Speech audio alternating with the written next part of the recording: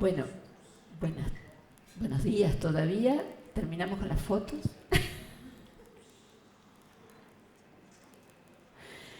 Y bueno, así como la charla de Nora ha sido muy clínica, muy interesante para todos, incluso para los que trabajamos en esto, a mí me toca un tema un poco más arduo y más complejo de expresar, pero de todos modos ahora viene una seguidilla de charlas en las que se van a hablar de estos temas y yo voy a tratar de explicar algunos métodos para que para todos después sea más sencillo comprender las charlas siguientes y voy a dar algunos ejemplos. Hay algunas imágenes que ya las conocemos y esto ya lo trataron anteriormente, que son las leucodistrofias. Y esto es cierto que son muchas enfermedades, en realidad se habla más de 50 que afectan la sustancia blanca y que no solo afectan los oligodendrocitos, esas células que mostró Nora que que se enrollaban y facilitaban la conducción nerviosa, sino que también hoy se sabe que afectan otras células del sistema nervioso central, finalmente las neuronas, pero que estos son los astrocitos, que son células de sostén, que nutren a las neuronas, pero también algo que se llama microglía, que son pequeñas células, que son como el sistema inmune del sistema nervioso central. Y esto es importante porque hay algunas terapias que influyen en estas células. Y secundariamente, entonces, sí se afecta la mielina. Las manifestaciones clínicas ya lo comentó Nora, la amplia variedad, y la incidencia, es cierto que hoy se baja a 1 en 7.500, hay algunos trabajos que todavía hablan 1 en 10.000, pero eso es un número muy alto altísimo para el que lo padece en su familia, pero también es alto para la sociedad, si bien todavía está considerado dentro de las enfermedades poco frecuentes.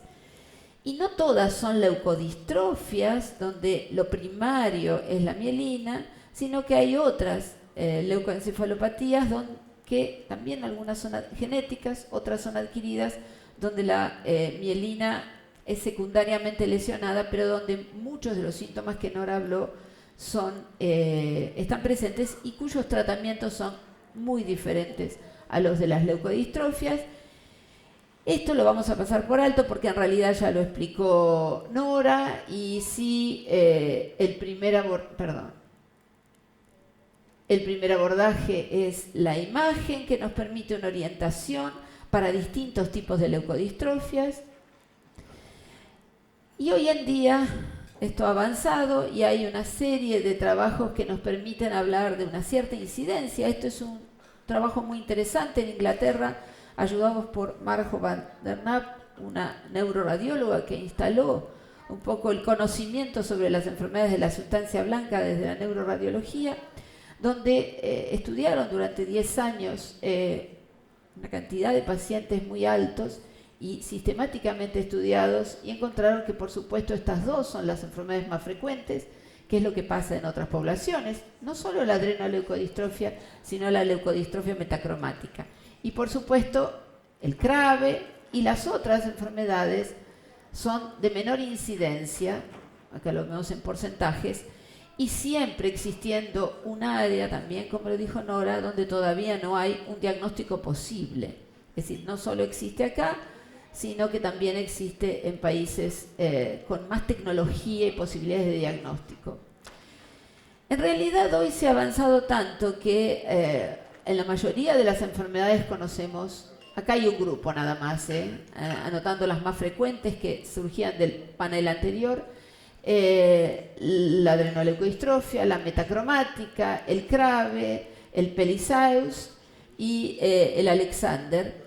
Pero no solo es importante conocer el gen, porque a veces con el gen nos parece llegar a un extremo, pero con eso no podemos hacer a veces mucho, sino que lo que ha caracterizado estos años es que podemos entender qué pasa luego de la alteración genética, y todos sabemos que en la adrenoleucodistrofia se acumulan los ácidos grasos de cadena muy larga, pero además hay otros procesos que seguramente el doctor Amartino después nos va a ilustrar mucho más ampliamente, y lo mismo en la metacromática, donde la pérdida de oligodendrocitos es la importante, pero hay otros factores que influyen, como la gliosis y la pérdida de la microglía. En el CRABE sabemos que el acúmulo es de un lípido que se llama psicosina, y esto genera trastornos en los oligodendrocitos, y por supuesto hay nuevamente las otras células como la microglía y el aumento de los astrocitos que generan muchos de los problemas, y ni hablar de el Pelizaeus y del Alexander, donde hay otros defectos. Perdón. Y eso es lo que entendemos finalmente para poder llegar a conocer los síntomas de cada una de estas enfermedades. Por eso digo, en los últimos 20 años ha habido un gran esfuerzo, un gran cambio en la medicina para hacerla una medicina más precisa.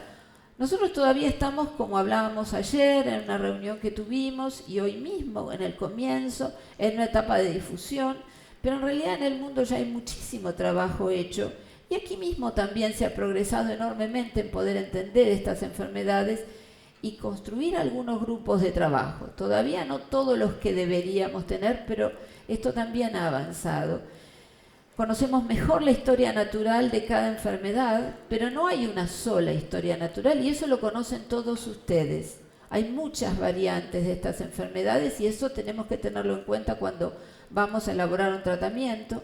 Hay estudios epidemiológicos y se tienen que buscar mejores biomarcadores para evaluar la progresión de estas enfermedades, porque si no, las terapias nuevas no pueden ser valoradas por la gran variedad de formas clínicas que muchas de estas enfermedades presentan. Entonces, no solo está en describir genes, mutaciones que están implicadas en cada enfermedad, sino además comprender los mecanismos fisiopatológicos de esas enfermedades, que es lo que nos va a permitir desarrollar nuevas terapias más orientadas a la corrección de ese desarreglo que hay, y no solo del gen, aunque muchas veces es el gen el que tenemos que corregir. Esto es simplemente un esquema, perdón que no lo traduje, pero bueno, me pareció que estaba lindo y que era entendible, y si no lo traducimos, que a partir de un gen mutado, por supuesto, tenemos alteraciones en la transcripción, es decir, de ese ADN en la transcripción hacia una proteína. Esto produce una deficiente o mal funcionamiento enzima en general, aunque no siempre, muchos son proteínas transportadoras, y en muchos casos hay un acúmulo de un sustrato, y esto va a generar muchas veces una alteración de la sustancia blanca. Entonces, para cada nivel hay una realidad y un diferente enfoque terapéutico. Muchos de estos enfoques están todavía en el nivel de proyectos, de estudios en animales, y todavía no están aplicables al ser humano, como la terapia génica, cuando podemos ir al gen, como algo que se llama nucleótidos antisentido, cuando tenemos que ir a la transcripción. A ver, para que entiendan lo que es un nucleótido antisentido, oligonucleótido antisentido, es un grupo de bases que son llevadas al sitio de la acción de esa gen. En realidad lo que hacen es unirse al pedazo de ADN, que en realidad ya es un ARN mal o mutado, y esto hace que se inhiba, por ejemplo, la transcripción de ese segmento que está mal construido, o que se saltee, o que se modifique. ¿A través de cuándo? Perdón. Ahí, sí. ¿A través de qué sería? ¿A través de qué? Esos son. Hay muchas investigaciones. Ahora después vamos a hablar ejemplos puntuales de esto. Yo trataba de dar. En realidad hay algunos casos, nucleótidos que se dan, como son moléculas medianamente pequeñas, que se dan endovenosas, y en otros casos, como no pasan la barrera hematoencefálica, hay que darlas intracerebrales. Ahora vamos a ver algún ejemplo para que les quede un poco más claro. terapias de reemplazo enzimático son más conocidas porque es la posibilidad que la tecnología tiene ahora de desarrollar enzimas. El tema es que estamos hablando de una enfermedad cerebral y estas son proteínas que, aunque demos endovenoso, no pasan esa barrera que tenemos entre la sangre y el sistema nervioso central, y entonces para este tipo de afecciones muchas veces tenemos que darlas dentro del tejido cerebral o intrarraquídeo. Los trasplantes, ya también muchos de ustedes los conocen, los trasplantes de células hematopoyéticas, eso es más conocido también para muchas enfermedades. ¿Sí? ¿Perdón? Ahí está la hematopoyética. Ahora vamos a hablar de las madres. Acá este grafiquito es un poco más simple todavía para ir entrando a las células madre. Estas son células madre, por supuesto, pero que vienen con el trasplante de médula ósea, como ocurre en los casos de adrenoleucodistrofia, de metacromática y de Krabbe, cuando lo tomamos suficientemente temprano. Y existe también otros tipos de terapias que son enzimas que invierten la transcripción. Eso es más complejo y en realidad no está aplicado todavía a enfermedades en humanos. Acá tenemos otro ejemplo, por ahí para entender un poco más qué se usa a cada nivel. Si queremos corregir el gen o su producto, vamos a usar sobre todo esto de los oligonucleótidos. Eso silencia el gen, ¿se acuerdan? Le da el oligonucleótido y anula esa transcripción. Hay otra metodología que se llama CRISPR, que ya se conoce desde hace muchos años, pero era para otros tipos de funciones virales, y en realidad solo en los últimos años ha empezado a incorporarse realmente a la posibilidad de manejo en enfermedades no solo metabólicas, sino en muchas enfermedades genéticas, que son, a ver, el CRISPR sería como una metodología que permite ingresar pequeñas tijeras que van a ir a cortar el gen. Esto generalmente se hace fuera del humano. Esto se hace en cultivos celulares o en células. No digo que todavía esté aplicado a humanos. Corta eso y reemplaza por algo diferente. Y entonces esto se llama edición, nueva edición del gen. Es el mismo gen, pero le hemos sacado parte o le hemos agregado algo que hace que la transcripción saltee ese pedazo. Esto todavía no está aplicado a enfermedades humanas, pero se están haciendo ensayos y ahora vamos a ver cuáles. Y por supuesto, llevar el gen. Esa es otra posibilidad, como lo hacen a través de virus, corrección genética, y a través de un virus. El más aceptado son los adenovirus. Pero si tenemos que, eso es para corregir el gen o su producto, pero si tenemos que detener la progresión de la enfermedad, es lo que hablábamos. Las células madre a través de un trasplante de células hematopoyéticas. En realidad eso es lo que se hace. Y también queremos, en muchos casos, aunque todavía no se ha podido lograr, restaurar lo que está dañado. Que eso sería lo que todos queremos, llegar en algún momento a esta situación, y se está trabajando activamente en esto. Y aquí ya es lo que quizás usted me preguntaba hace un ratito, el trasplante de células madres, pero de cualquier célula madre, no. Eso no es lo mismo. En realidad son células progenitoras de oligodendrocitos. Esto todavía no está aplicado en seres humanos y está en un terreno muy de ensayo inicial, pero quizás sea el futuro y muy promisorio para poder revertir ciertos cambios que muchos pacientes ya tienen instalados cuando se llega al diagnóstico. A ver, acá traté de armar un cuadro con lo que se sabe que hay algunos ejemplos, cosas que ya les había dicho.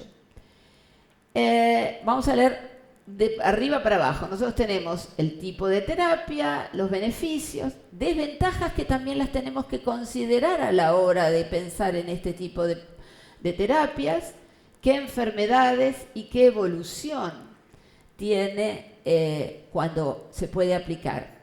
Por supuesto, la terapia génica con adenovirus, ¿qué hace? Reemplaza al gen defectuoso, eso lo sabemos. Las desventajas es que puede haber una sobreexpresión del gen y de otros genes que se llevan junto con el virus. Se utiliza un sistema viral que hay que controlar de alguna forma y hay también una respuesta inmune. Seguro que eso está usado en la adrenoleucodistrofia. Y lo bueno es que detiene el progreso de la enfermedad y eso también está probado y es mucho más tolerado por el individuo que cuando se hace el trasplante autólogo. La terapia de nucleótidos sin sentido o antisentido, que es esa otra que les decía, esos pedazos que se ponen para silenciar al gen, en realidad lo bueno es que no usa un material viral.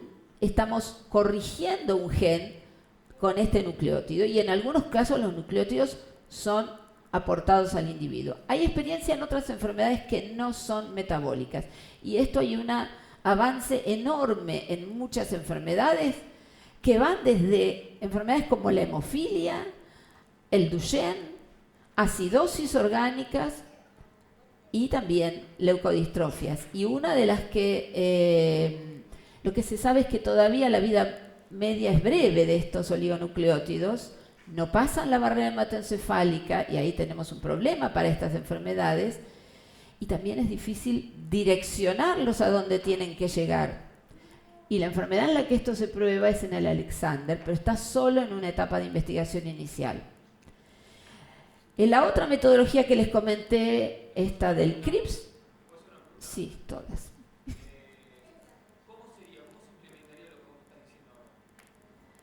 A ver, yo no puedo aclarar totalmente eso porque yo soy clínica, pero, a ver, la cuestión es que solo para el Alexander está en un ensayo inicial y en realidad recién se está probando en células y en animales.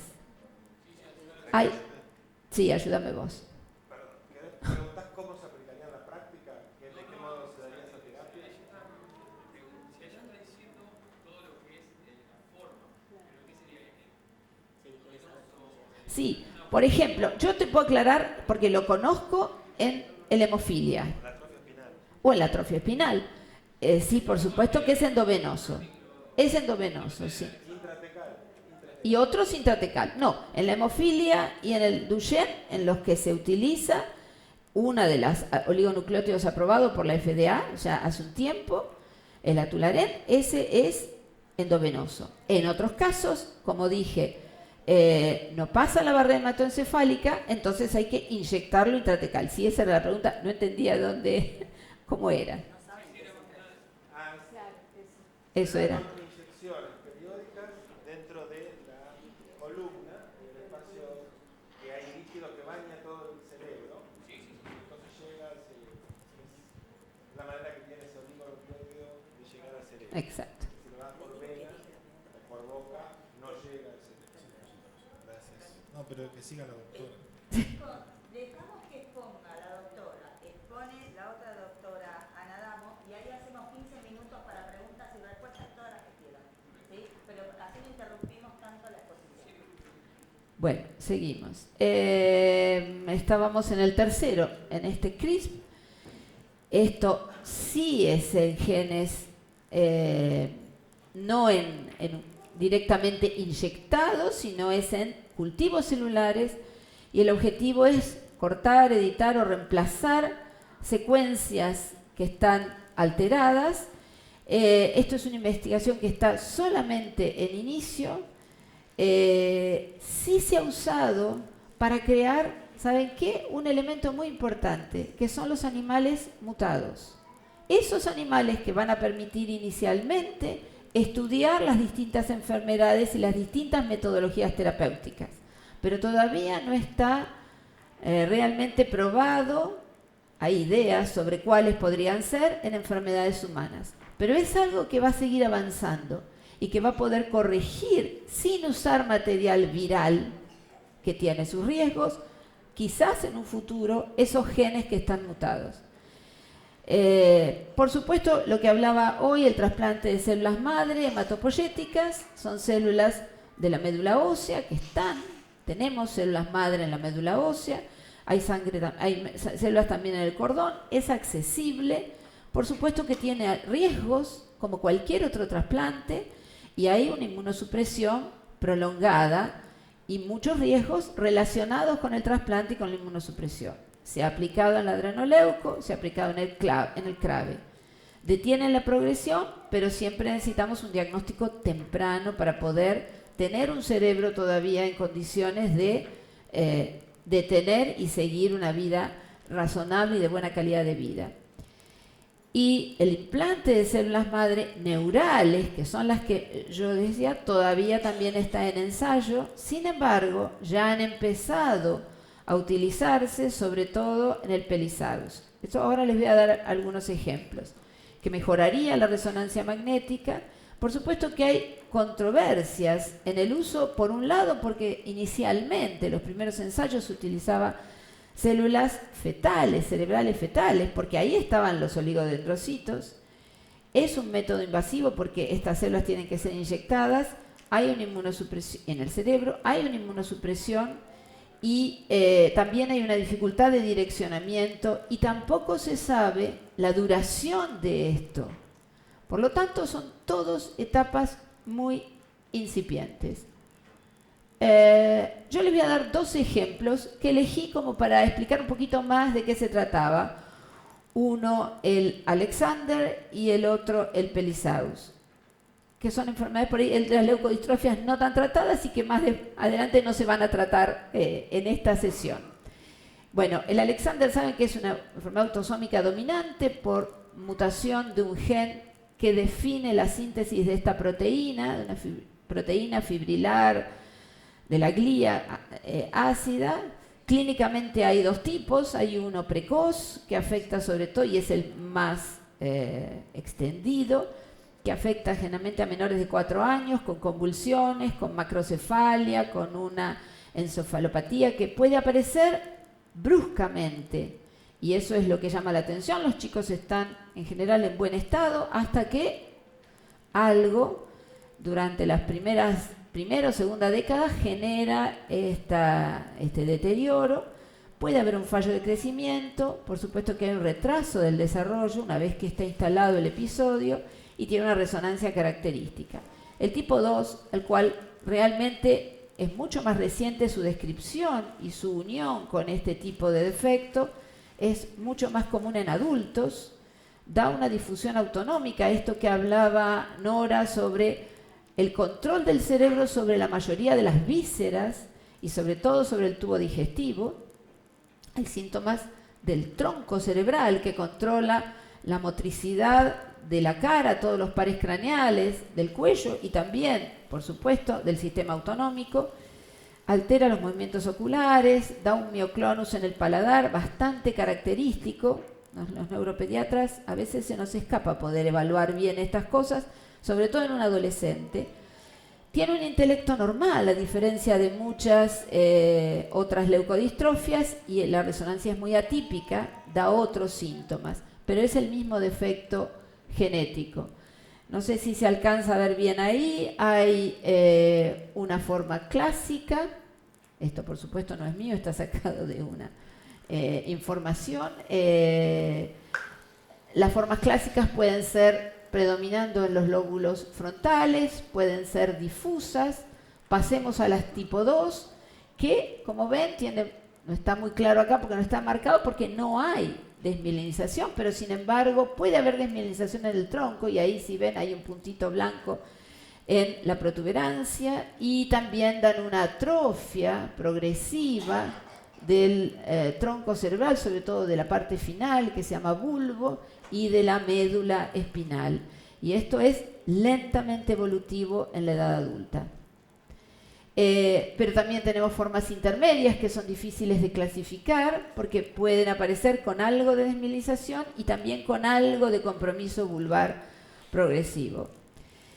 A ver, esto es complejo, pero acá el defecto es diferente. Esta proteína glial fibrilar ácida se expresa en los astrocitos, no en los oligodendrocitos, que eran los que formaban la mielina, y a diferencia de otras, lo que hace es aumentar, sobreexpresa y aumenta la producción de esta proteína dentro del citoplasma. Y eso se acumula y forma lo que genera gran parte de la leucodistrofia, que son estas fibras de Rosenthal, así le llaman.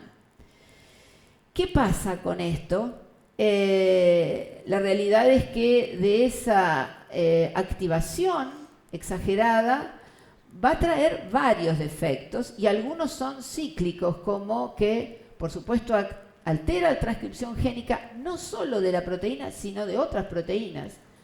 Eso da a otras proteínas anormales también el acúmulo de esa proteína fibrilar. Esas proteínas mutadas a su vez activan más el gen y va a producir finalmente la muerte de astrocitos, la disfunción de lo que se llama el proteosoma, que son las proteínas celulares, la alteración del transporte de glutamato, que es un neurotransmisor, hay acúmulo de hierro, eso también es parte de muchas otras enfermedades degenerativas como una consecuencia que hace la célula para defenderse, y defectos de una proteína importante que es la laminina A. Pero un tema importante que también debe manejarse, por eso a veces las enfermedades no se pueden resolver con un solo abordaje, es la activación microglial. Cuando empezamos les dije que la microglía era como el sistema inmune de las células. Entonces, este sistema inmune está afectado, del sistema nervioso central, está afectado y va a generar trastornos. Lo único que podríamos, y donde los investigadores se han tomado, es que en general en esta enfermedad predominan los cambios puntuales. Una mutación que solo cambia pequeños segmentos o puntos. Entonces, ese nucleótido puede ser cambiado. La idea es que esto del oligonucleótido antisentido es lo que probablemente pueda llegar a mejorar a la mayoría de los Alexander, en la medida en que pueda destrabar todo este sistema, que es como una cascada continua y cíclica que va activando cada vez más depósito de la proteína y más neuroinflamación. Pasamos al Pelizaeus. En el Pelizaeus el gen es la que se llama el gen que secreta o que produce la proteína del proteolípido. Acá hay un ejemplo del gen que también en general falta este pequeño pedacito. Hay variantes ligadas al X, variantes que son autosómicas recesivas. Los síntomas también son muy variantes porque hay formas de inicio muy precoz, formas clásicas y formas leves que pueden detectarse tardíamente. Los síntomas son en general nistagmus, que eso es muy temprano y muy evidente en las formas connatales, pero no tienen necesariamente las otras formas tardías. Hay hipotonía, hay retraso del desarrollo, el desarrollo de la cuadriparesia espástica, la corioatetosis, la ataxia, un estridor en general en las formas connatales por una laringomalacia, pueden aparecer convulsiones, puede aparecer en las formas más lentamente progresivas, que son las clásicas, la neuropatía periférica. Y acá, como ven, también hay mucha variedad en las formas de presentación en la resonancia, porque ustedes ven la forma connatal que tiene, es esta, una severa leucodistrofia que afecta también el tronco cerebral y por eso altera los movimientos oculares y por eso altera la laringe. Las formas clásicas, que son de inicio más tardío y más lentamente progresivas, que también van avanzando, y las formas del adulto o las formas que inician más tardíamente, que tienen mucha menos leucodistrofia, hay más atrofia y característicamente una atrofia importante del cerebelo. O sea que clínicamente es difícil ubicarse frente a esto y pensar en un Pelizaeus a veces. La frecuencia, por supuesto, es mayor de las formas precoces en inicio en el primer año de la vida. Esto es más complejo todavía, pero trataremos de simplificarlo e ir a lo puntual. En realidad, de ese aumento de la producción de esta proteína PLP, que se va a acumular en una organela que tiene la célula que se llama retículo endoplásmico, que es el que tiene que sintetizar las proteínas, y va a haber entonces menor transporte al Golgi, y en realidad lo que está considerado es que hay un estrés de este retículo. Y esa situación de estrés, el retículo, acuérdense que es el que sintetiza la gran mayoría de las proteínas de la célula, es incapaz de hacer muchas otras de sus funciones. Entonces hay una desregulación general. Cuando se entendió ese mecanismo, aparecieron algunos ensayos terapéuticos para disminuir el estrés del retículo. Se probó en algún momento la cúrcuma, que es un colorante que se utiliza en muchas otras enfermedades degenerativas del sistema nervioso central. Son ensayos que no han tenido buena supervisión y por lo tanto no se puede elaborar nada. Se puede utilizar la cloroquina, que es un antipalúdico, que tampoco hay ensayos bien estandarizados. Y hay en ensayo otras drogas, las cuales no están más que nominadas para disminuir ese estrés, pero hay un artículo interesante sobre los mecanismos de acción en el que apareció por Elite en el 2018. Apuntando al metabolismo lipídico, que está alterado porque el retículo y sobre todo la parálisis final y consecuencia del Golgi, que es el que tiene que destruir muchas de estas proteínas mal formadas, entre los muchos, yo rescaté solo lo que hay publicado sobre la dieta cetogénica, que mejora el funcionamiento de la astroglía y la microglía, mejora, dice este trabajo, la hipomielinización y las mitocondrias en los axones. Eso no es menor, pero hay muy poca experiencia y es un artículo que recién apareció publicado en agosto de este año.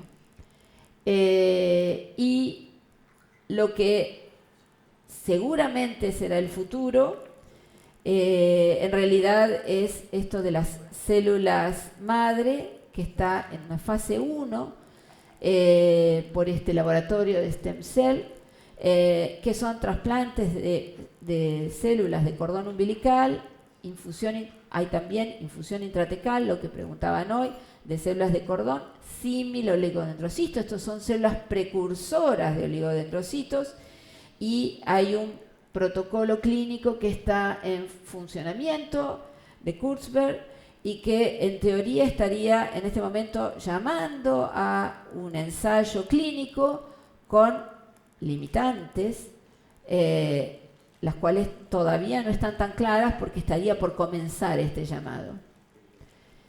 Yo quiero que entiendan que desarrollar estas metodologías implica conocer muchos aspectos de las enfermedades y por eso a veces nosotros estamos siempre en el medio, porque hablamos con los pacientes, los acompañamos en lo que podemos desde el diagnóstico, intentando ese diagnóstico y llegar, pero muchas veces no podemos influir en todas estas etapas en las cuales se influye desde otros niveles y desde otros países que están más desarrollados tecnológicamente.